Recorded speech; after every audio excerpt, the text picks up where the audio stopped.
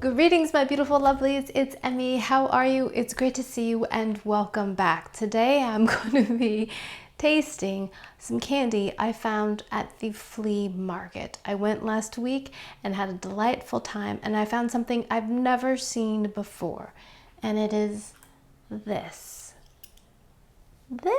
Look how tiny this is. It actually has a little friend right here. These are two tiny glass bottles.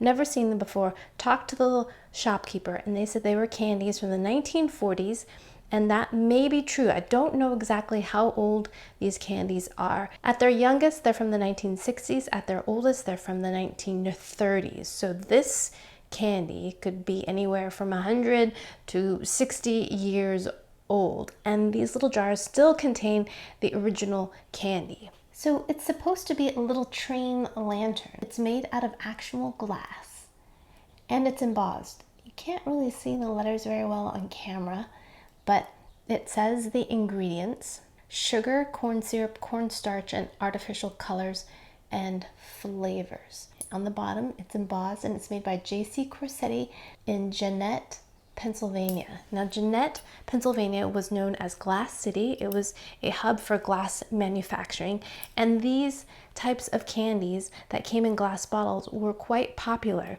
And I believe it was in 1897 was the first example of these. It was a Liberty Bell that was made out of glass that contained little candies, and from then on it was a very popular way to get candies until it was deemed a bit dangerous to be giving children glass containers filled with candy.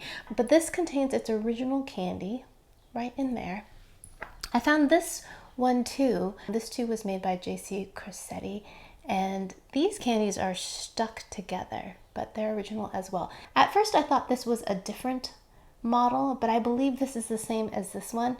It's just missing this little handle part, right? You can just remove this and it's the same exact jar. But I also saw another example of this using the same base, and it had a little rubber nipple on the top, and it was sold as a baby bottle. So these are so absolutely adorable. They're very, very tiny. This is only about 2 inches tall. They're miniature. So stinking cute and so tiny and very collectible. So you could see that once you eat the candy, you would want to save the little candy jar because it's so stinking cute. And you could use it for a little toy. But glass is a tricky material, isn't it? It's clear and transparent, but it's also very brittle, and when broken it can be quite sharp. So I could see why they stopped making these. So I bought these for $10 each at the flea market, but they're so stinking cute. So let's go ahead and open them and see what the candies are like. Now this one, the candies are stuck. Only one comes out. So there must have been some moisture that got in there. Plus the color looks quite faded of the candies. Don't smell like, actually, can't quite tell what they smell like. These candies though are still rollable. So let's empty this one out. Doesn't smell like much. A little bit like perfume, but that might just be the container. Look at that. This is some very, very old candy. Look at that. So just little beads of sugar. And some of them have more color to them than others.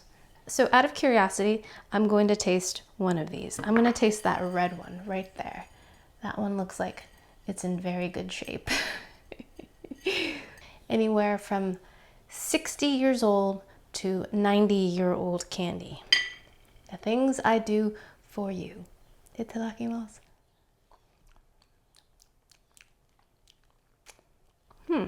Sweet, hard, kind of like a nonpareil, like one of those silvery ball sprinkles. It's just sweet. I don't taste any flavor whatsoever. Alrighty, my lovelies, that was a short one. I just tasted some very, very old candy. It didn't taste like much of anything, just tasted like sugar.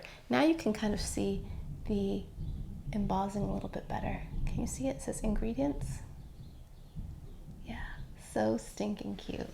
Alright, my lovelies, thanks so much for watching. I hope you enjoyed that one. I hope you learned something. Please share this video with your friends. Follow me on social media, like this video, subscribe, and I shall see you in the next one. Toodaloo, take care, bye!